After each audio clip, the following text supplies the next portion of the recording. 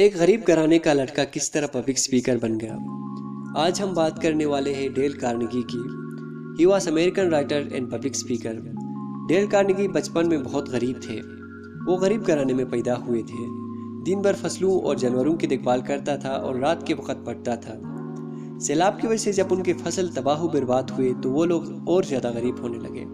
انہوں نے ہجرت کی اور دوسرے علاقے میں پناہ لینے لگے۔ اب اس علاقے سے ڈیل کارنیگی کو ہر روز 3 میل دور کالج جانا پڑتا تھا۔ ان دشواریوں کے باوجود علم سے محبت اور تجسس سے بھرپور زندگی جی رہا تھا۔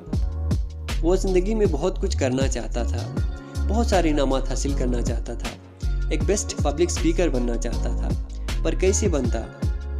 کالج سے واپس آ کر اسے جانوروں کا خیال رکھنا ہوتا، پھر لکڑیاں کاٹنے جاتا تھا، پھر گھاس وغیرہ جمع کرتا تھا، یہاں تک کہ روز ان کاموں کی وجہ سے بغیر کچھ پڑھے رات ہو جاتی۔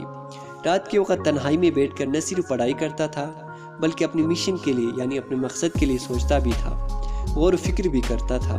اس نے تقریر کرنے کا ارادہ کیا، لیکن ایک تو وہ کم عمر، دوسرا یہ کہ بہت غریب ہے، اب کون سنتا اس کی بات؟ الٹا یہ ہوا کہ لوگ جلن کے مارے مذاق اڑانے لگے۔ ڈیل کارنیگی نے خودکشی کرنے کا فیصلہ کیا، لیکن اس ناکام انسان سے یہ بھی نہیں ہو پایا۔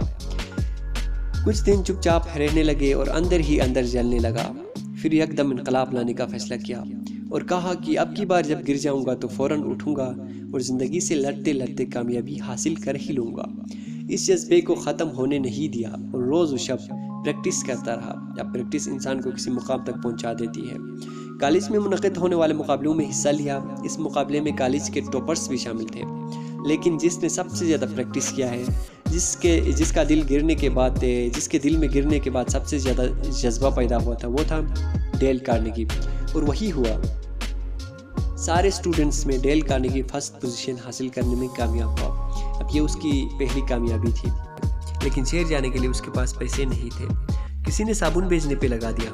آپ روز صابن بیچنے جاتے اور لوگوں کو ایسے موٹیویٹ کرتے کہ مجبوری میں بھی آپ سے لوگ صابن خرید ہی لیتے تھے۔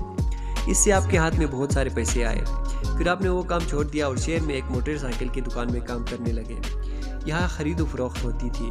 شہر کو مکمل سمجھنے کے بعد آپ نے وہ کام بھی چھوڑ دیا اور کاروباری لوگوں کو جمع کر کے ان کے درمیان تقریر کرنے لگے۔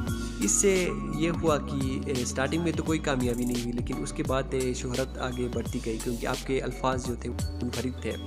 جب آپ کے ارد گرد لوگ جمع ہونے لگے تو اب آپ ایک بیسٹ پبلک اسپیکر بن چکے تھے اور یقیناً ان کی کتابیں آج بھی پڑھی جاتی ہیں۔ اس سے زیادہ اور کیا شہرت ہو کہ مجھ جیسے بندے کو اس کی کتاب گلگت بلتستان میں بھی نظر آنے لگی ہے۔